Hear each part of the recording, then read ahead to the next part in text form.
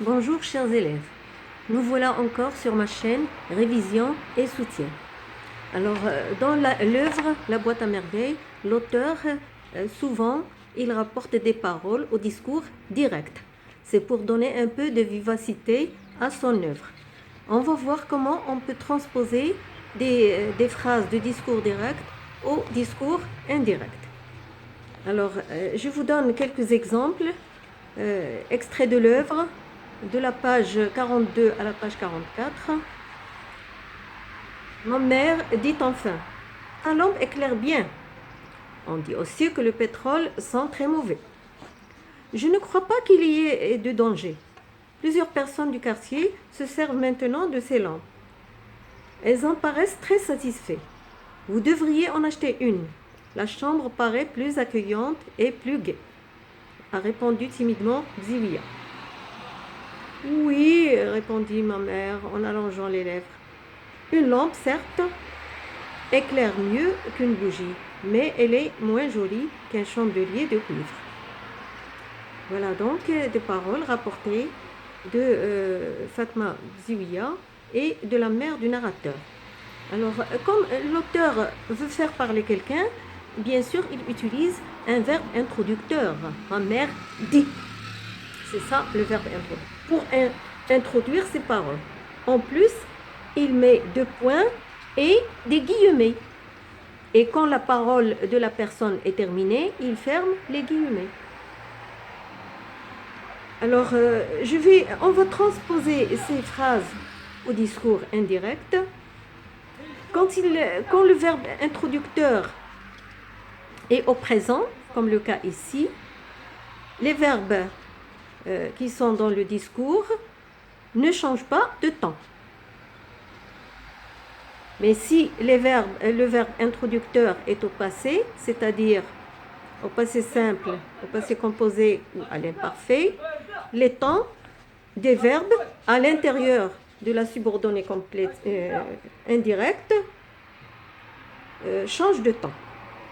Alors, si on a par exemple dans les paroles de la personne un verbe à l'imparfait, quand je le transpose au discours indirect, il ne change pas. Si maintenant j'ai un verbe au présent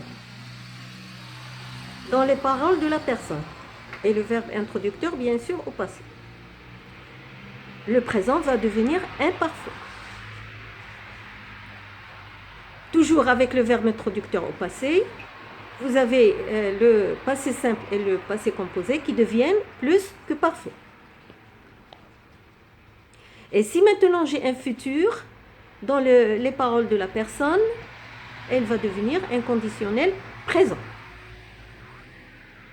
Mais il y a certains temps qui ne changent pas, comme l'imparfait, le plus que parfait, le conditionnel présent et passé. Maintenant, il n'y a pas seulement le changement des temps. Il y a certaines marques de ponctuation qui disparaissent, par exemple les deux points, les deux guillemets. Exemple, on va transposer ces phrases au discours indirect. Alors, ma mère dit à Rahma que sa lampe éclairait bien et qu'on disait aussi que le pétrole sentait très mauvais. Elle ajouta qu'elle ne croyait pas qu'il y ait eu de danger, que plusieurs personnes du quartier se servaient à ce moment-là de ces lampes, qu'elles en paraissaient très satisfaites. Elle conseilla à ma mère qu'elle devrait en acheter une, que la chambre paraissait plus accueillante et plus gaie. Alors vous voyez que l'auteur a utilisé le passé et donc il était obligé de transformer les verbes à un autre temps puisque le verbe introducteur est au passé. Alors dans la première phrase, ma mère dit, le verbe qui était au présent éclaire est devenu à l'imparfait éclairé. De même, le verbe sentir qui était au présent sent, elle devient à l'imparfait.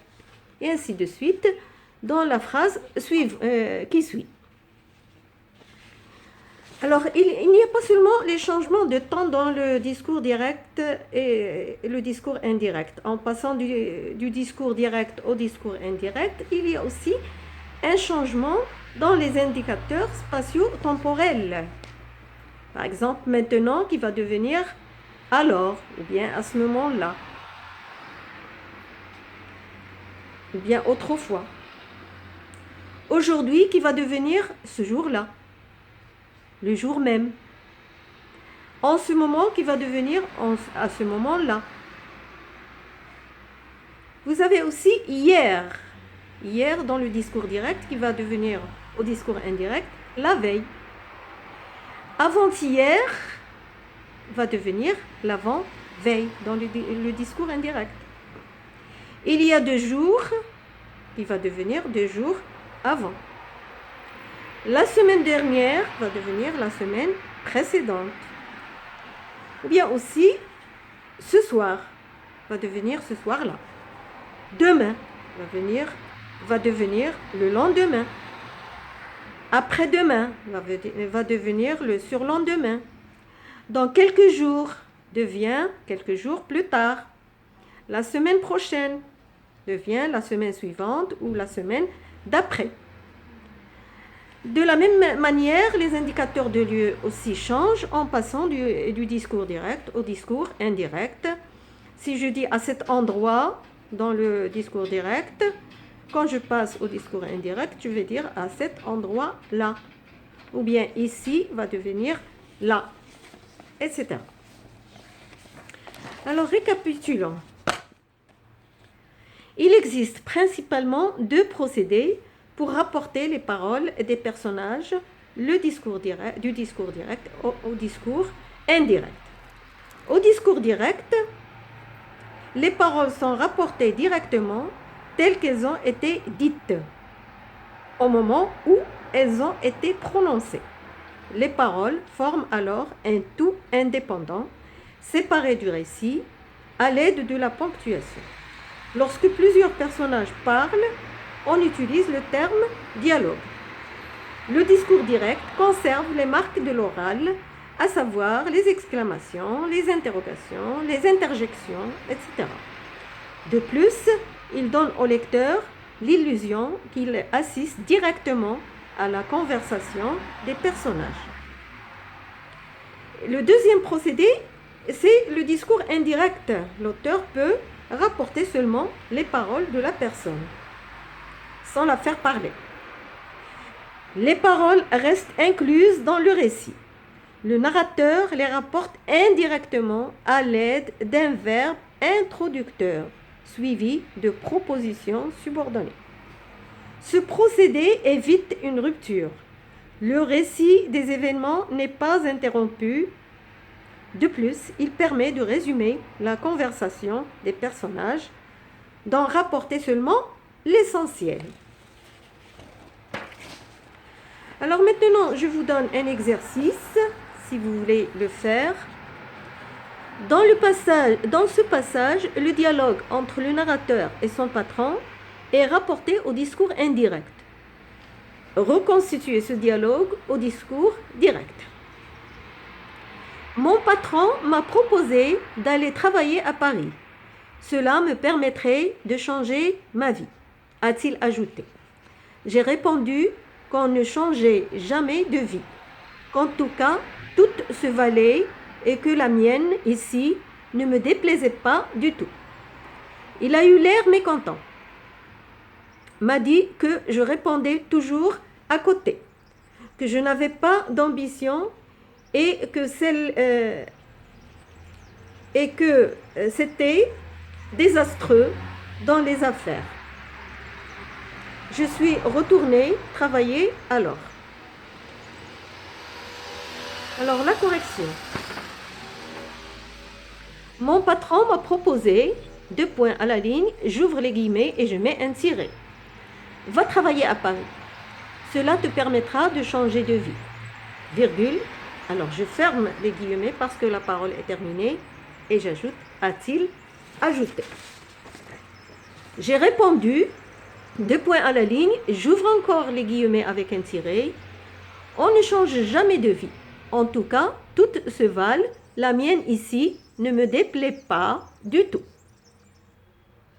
Il a eu l'air mécontent et m'a dit, 2 points à la ligne, tiré, et j'ouvre les guillemets encore, tu réponds toujours à côté. Tu n'as pas d'ambition. Cela est désastreux dans les affaires.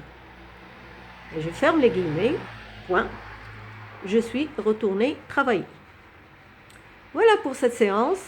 Merci de votre attention. Si vous avez des questions ou des commentaires à me faire, je serai toujours là pour vous répondre et vous satisfaire. Et pourquoi ne pas s'abonner à ma chaîne? Merci beaucoup. À très bientôt.